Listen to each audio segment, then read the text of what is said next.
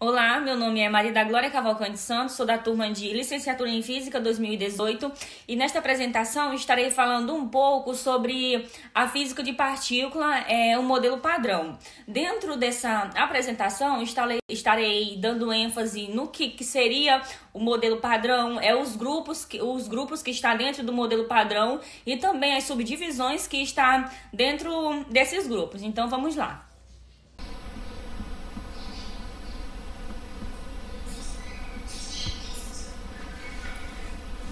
Modelo padrão da física de partículas. O que é o modelo padrão? O modelo padrão é o nome dado a uma teoria da física, que descreve as partículas elementares e a forma como elas interagem entre si. Esse modelo ele incorpora todas as partículas subatômicas. Essas partículas elas foram organizadas em uma tabela que reúne um grande conhecimento teórico, que é o que chamamos de modelo padrão. E importante ressaltar que, ao todo, o modelo padrão ele considera a existência de 17 partículas. Essas 17 partículas elas são fundamentais e se dividem em 3 categorias, que podemos chamar de bósons, os quarks e leptons. Juntos, eles dão origem à matéria. Bom, o modelo padrão ele pode ser dividido em 2 grupos de partículas, que são os férmions e também os bósons. O que são os férmions? O que são os bósons? Os férmions eles são basicamente os tijolos da matéria. Particularmente, são eles que possuem uma propriedade quântica chamada spin.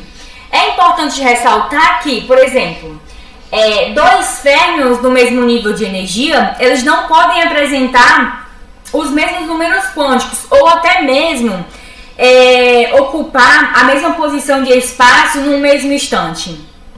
Já os bósons são as partículas responsáveis pela interação existente entre os férmions, entretanto não apresenta problema nenhum em ocupar o mesmo tempo, ou seja, melhor explicando, como falei anteriormente, os férmions eles não podem apresentar a mesma posição de estado, a mesma posição de espaço no mesmo instante, não podem. Já os bósons, mesmo sendo as partículas responsáveis por essa interação entre esses férmions, não há problema nenhum quanto a isso, ou seja, eles podem sim ocupar o mesmo tempo.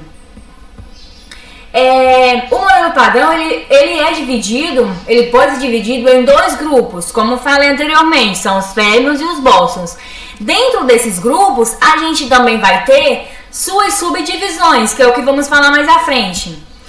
Por exemplo, os férmions eles se dividem em quarks e em leptons. O que são os quarks? Os quarks são as partículas responsáveis pela força forte que formam os hadrons. Por exemplo, podemos citar como exemplos os prótons e os nêutrons. Também são classificados em sabores e apresentam como característica a carga-cor. Lembrando que essa carga-cor ela apresenta 3 estados. Quais são esses 3 estados? São o estado vermelho, o verde e azul. Os leptons, eles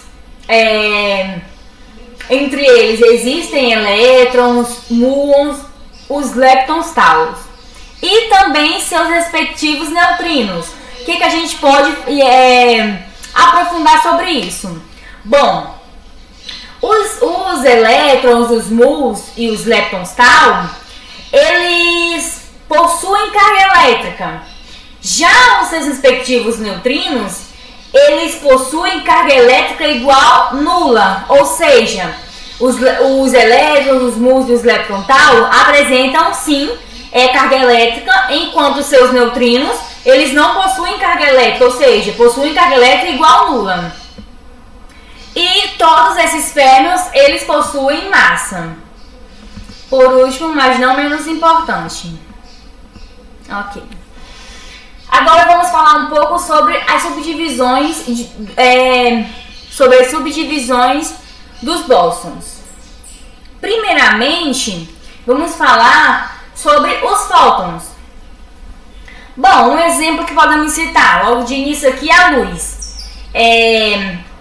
A luz, ela, como sabemos, ela sofre fenômenos como refração, dispersão e polarização, que é característico das ondas.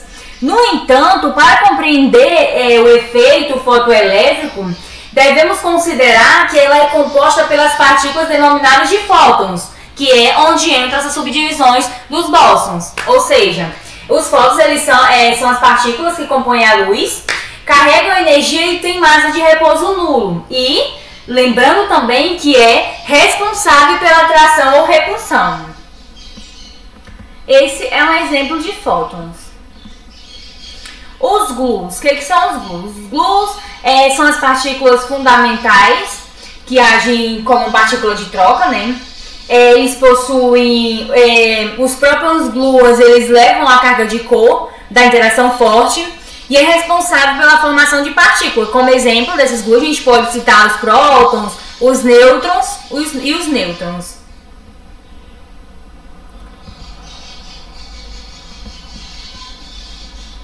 Temos também o bósons Z e W. Bom, o que é esses bósons Z e W?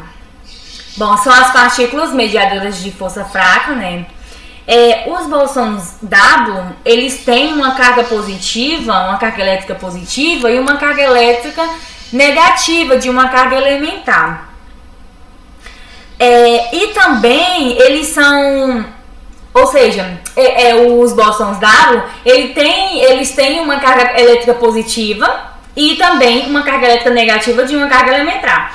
E uma negativa de uma carga elementar, desculpem. Esses bósons W, eles são antipartículas um do outro. Já os bósons Z, por exemplo, que são eletricamente neutros, eles possuem a sua própria antipartícula. Ou seja, os bósons W, eles são antipartículas um do outro. Já o Z, eles são a sua própria antipartícula.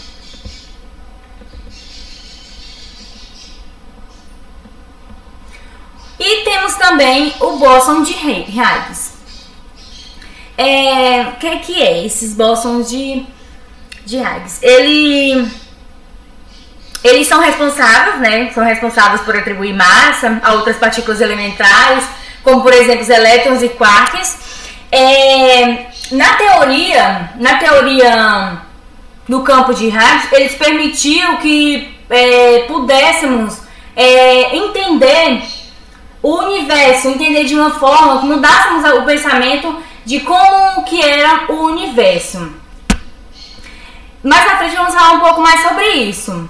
E o que podemos falar mais sobre esse bóson? Ele não apresenta carga elétrica.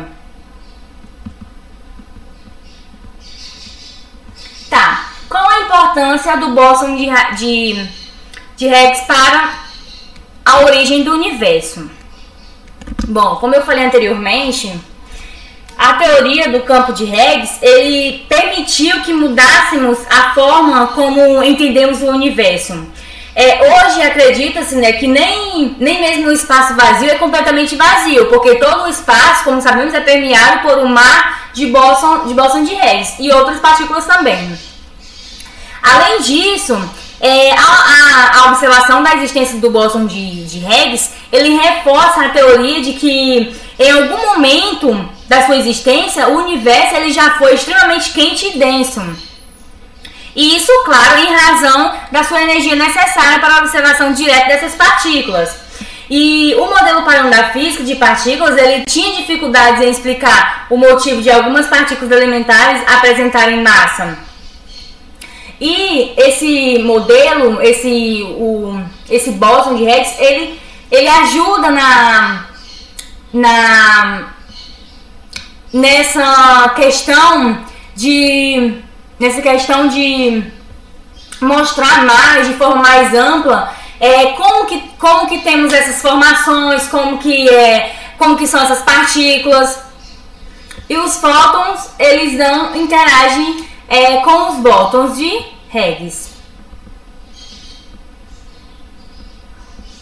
Obrigada pela atenção.